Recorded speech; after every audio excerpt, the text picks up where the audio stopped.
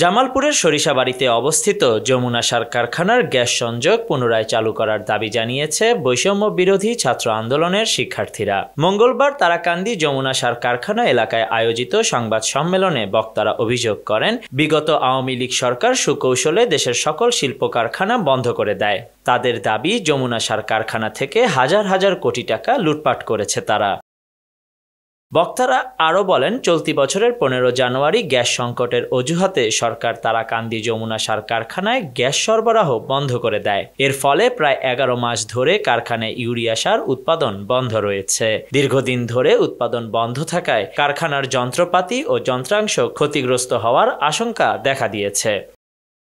এছাড়া যমুনার 1 টন সার উৎপাদনে খরচ হয় 18 থেকে 20 হাজার টাকা, কিন্তু বিদেশ থেকে আমদানি করতে প্রায় 1 লাখ টাকা খরচ হয়। বক্তারা বলেন, যদি দেশীয় শিল্প সচল রাখা যায় তাহলে আমদানি নির্ভরতা কমে যাবে এবং দেশের রাজস্ব বাড়বে।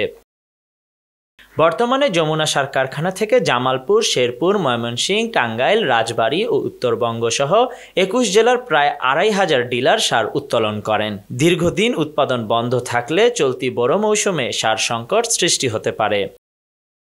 এই অবস্থায় বক্তারা দ্রুত গ্যাস সরবরাহ করে যমুনা সার কারখানা চালুর দাবি জানান, যাতে দেশের দ্বিতীয় বৃহত্তম এই শিল্প কারখানাটি বাঁচানো যায় এবং সার সংকটের শঙ্কা থেকে রক্ষা পাওয়া যায়।